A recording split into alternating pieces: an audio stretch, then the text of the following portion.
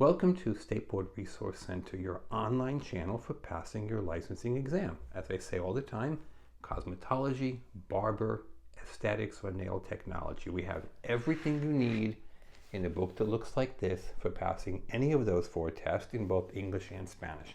Gives you every question on the test, plus the 4 possible answer choices. Then it gives you the correct answer choice, and then it gives you the page in your textbook, Barber, Cosmetology, Aesthetics, Nail Technology, where you can find more about that. Now we want to talk today about the journey from school graduation to licensing. And it can be a very long journey for some people and a very expensive journey for some people. We want to move you through that quickly. We will teach you how to pass your exam the first time you take it. And for those of you who've already taken it and not passed it the first time, we will teach you how to pass it the next time you take your exam. Now, I want to talk for a couple of minutes about how the exam is actually set up, because I really don't think that most people understand this.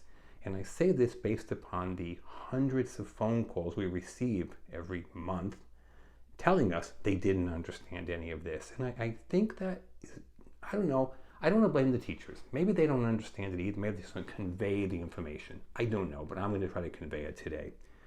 Your test is done by one of 3 organizations: PSI, NIC, the National Interstate Council, or in the state of Texas, the TDLR, the Texas Department of Licensing and Regulation.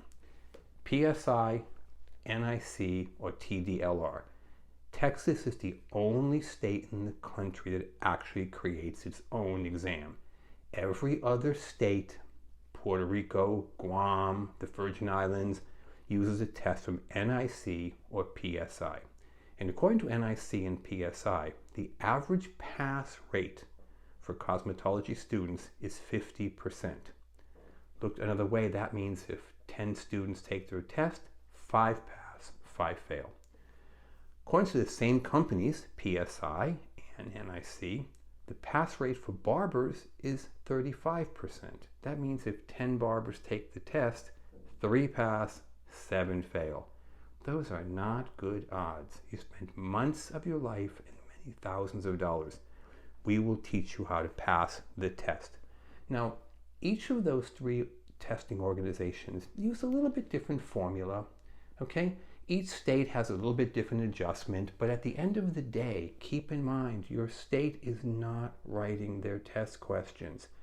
The percentages can vary a little bit, but in every state across the board, the most heavily tested thing is called scientific concepts, which in most books says infection control. If you're a barber, in certain states like California, the second most heavily tested is shaving, and every barber student walks into the test supremely confident they know how to shave until they get 4 or 5 points out of 20 on shaving. Knowing how to do something is very different than knowing how to answer the test question about that thing. Okay? This is true in every subject, not just barbering or shaving or cosmetology. Cosmetology students are always shocked to realize how many nail questions are on their test. And they say things like, I have no interest in doing nails. If I wanted to do nails, I would have taken the manicure course. I felt the same way when I was in school a long time ago, and I've never done nails since I got my license. I've passed the test in 5 states, and in every one of those states were a lot of nail questions. And I laugh because I've never done nails after leaving school, not once in almost 40 years. But if you don't understand nails on your test, cosmetology students, you're not going to pass your test. Now, the other thing I want to talk about is the CIB, the Candidate Information Bulletin. This is available for every state.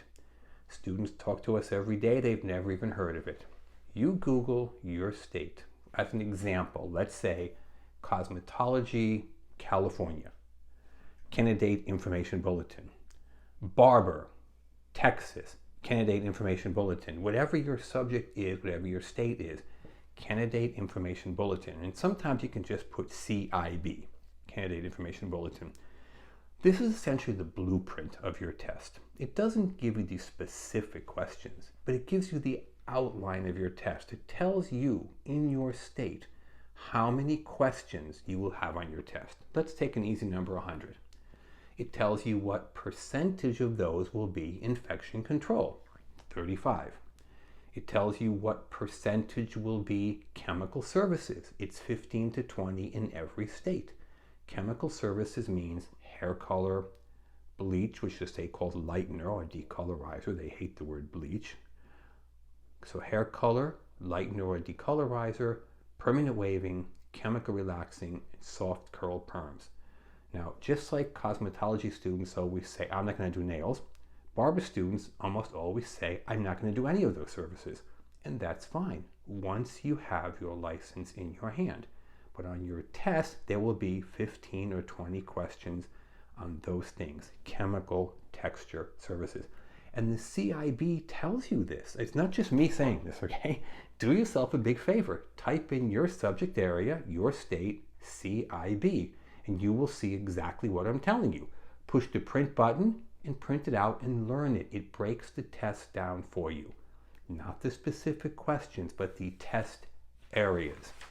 Another thing I want to talk about is studying the correct material. There are a number of organizations out there who are very eager to take your money, and that's what business is about. Okay, give us your money, and that's fine if you get something of value in return for your money. But if you're just giving out your money and getting nothing, you need to make sure that the material you buy is new. Is it for this year? Not from 5 years ago, not from 2 years ago. Is it for this year? And even though I've said in many videos, they can't really change the facts. They can't. The opposite of yellow is violet. It's never going to change. But how they ask the question changes from year to year. What is the opposite of yellow? What is the complementary color of yellow? What color will neutralize yellow? What do you do if you took the foil bleach off your client's hair and the client says it's too yellow? What do you do if your client has a very sallow complexion? Sallow is a very old word meaning yellow.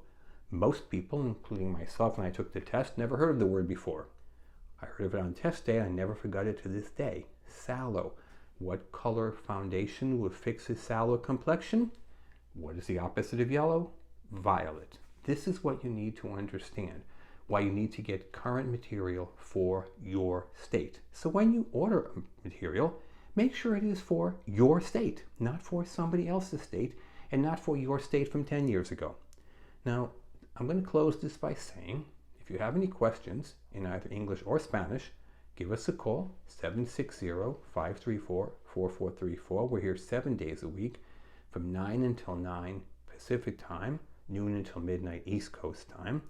Go to our website, www.cosmetologystateboardexam.com. It says cosmetology, but we have everything: barber, skincare, nails. Up at the very top of the page, it says free practice test. Click on free practice test. There's about 20 free practice tests for you to see just how much you do know in the testing environment. It gives you the question, the 4 possible answer choices. At the end, you put your email in, you hit submit.